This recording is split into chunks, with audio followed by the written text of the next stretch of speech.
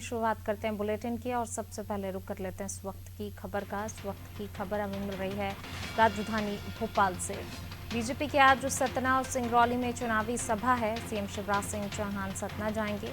महापौर प्रत्याशी योगेश ताम्रकार के पक्ष में प्रचार करेंगे। वीडी शर्मा सिंगरौली में प्रचार करेंगे।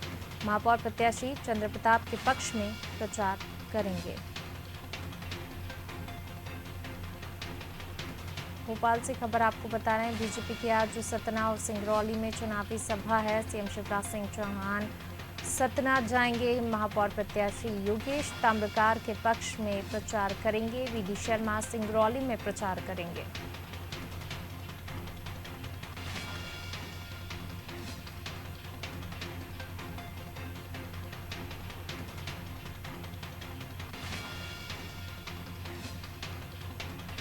भोपाल से खबर आपको बता रहे हैं, बीजेपी की आज सतना और सिंगरौली में चुनावी सभा है। सीएम शिवराज सिंह चौहान सतना जाएंगे। महापौर प्रत्याशी योगेश ताम्रकार के पक्ष में प्रचार करेंगे। वीडी शर्मा सिंगरौली में प्रचार करेंगे। महापौर प्रत्याशी चंद्र प्रताप के पक्ष में प्रचार करेंगे। और इसी खबर पर ज्यादा जानकारी के साथ संवाददाता दुष्यंत जी हमारे साथ लाइव जुड़ रहे हैं। विवेक पांडे जी हमारे साथ जुड़ रहे हैं। विवेक जी, बीजेपी की आज सतना और सिंगरौली में चुनावी सभा है। सीएम शिवराज सिंह चौहान आज सतना और वीडी शर्मा सिंगरौली में प्रचार करने वाले हैं, क्या कुछ अपडेट?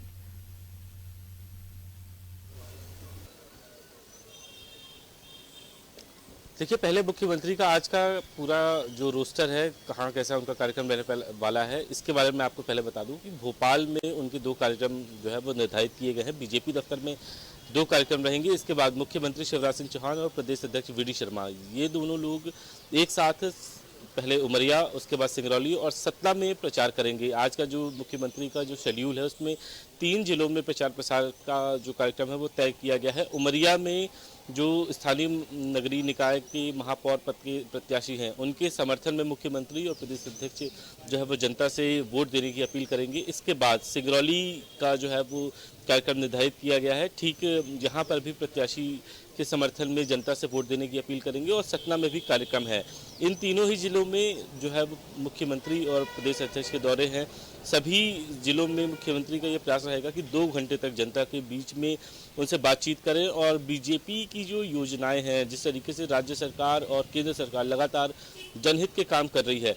इसके अलावा जैसा कि पिछले दिनों देखने के लिए मिला, उज्जैन और भोपाल में मुख्यमंत्री ने बीजेपी प्रत्याशियों के लिए प्रचार प्रसार किया था और उन्होंने एक जो सबसे महत्वपूर्ण बात ये कही थी कि यदि बीजेपी को नहीं चुना जाता है तो कांग्रेस जो है वो सिर्फ धरना आंदोलन तक ही सीमित रहेगी और विकास की जो रफ्तार है वो कम हो जाएगी। ऐसे में बीजेपी के ही प्रत्याशियों को जो है वो जनता वोट करे और मुख्यमंत्री की ये बात है वो बेहद दिलचस्प है।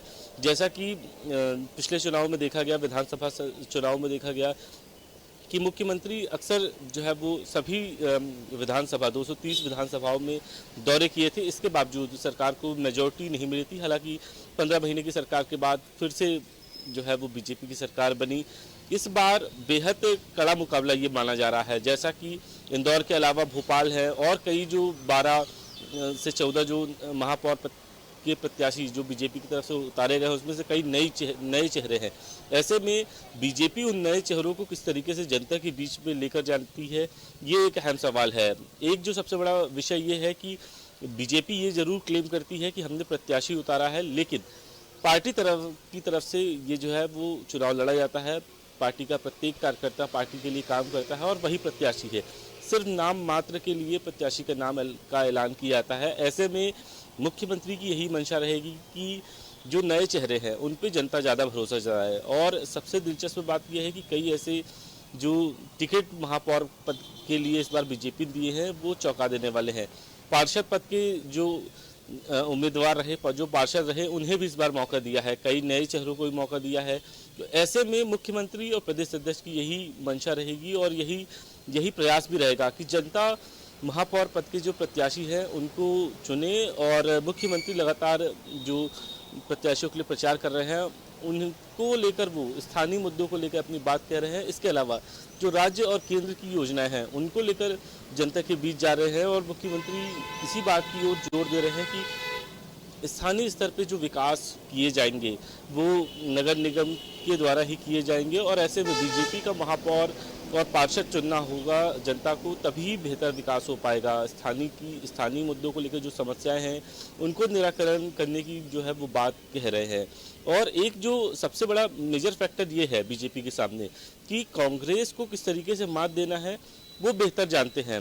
बीजेपी में सबसे अधिक जो भूमिका रहती है बूथ स्तर के कार्यकर्ता की होती है। मुख्यमंत्री भी उमरिया, सिंगरौली और सतना में स्थानीय कार्यकर्ता और जो जिला अध्यक्ष है उनके साथ संवाद करेंगे। इसके अलावा कई जगहों पे ये देखने के लिए आया है कि पार्षद के टिकट नहीं मिलने से कुछ बागी भी खड़े हो गए हैं। ऐसे में बीजेपी किस तरीके से डैमेज कंट्रोल कर पाती है ये एक बड़ा सवाल रहेगा। लेकिन मुख्यमंत्री और प्रदेश अध्यक्ष की मंशा यही है कि बागी जो है वो डैमेज ना करें और इसी को लेकर उनको मनाने की भी जो है वो कवायद चल रही है। दूसरी तरफ पार्टी ने एक अल्टीमेटम ये भी दिया है कि जो बागी जो है चुनाव में सामने आएंगे तो पार्टी उन पर अनुशासनात्मक कार्रवाई भी करेगी। ऐसे में दो चुनौतियां भी हैं और महापौर प्रत्याशियों के लिए एक सबसे बड़ा फैक्टर ये है कि इस बार जैसा कि पिछले बार भी देखने के लिए मिला कि मुख्यमंत्री खुद महापौर के लिए प्रचार करते आ रहे, ठीक उसी तरीके से इस बार भी प्रदेश अध्यक्ष और मुख्यमंत्री जो है महापौर के प्रत्याशियों के लिए प्रचार करेंगे और ये सिलसिला शुरू हो चुका है और ये लगातार जारी भी रहेगा।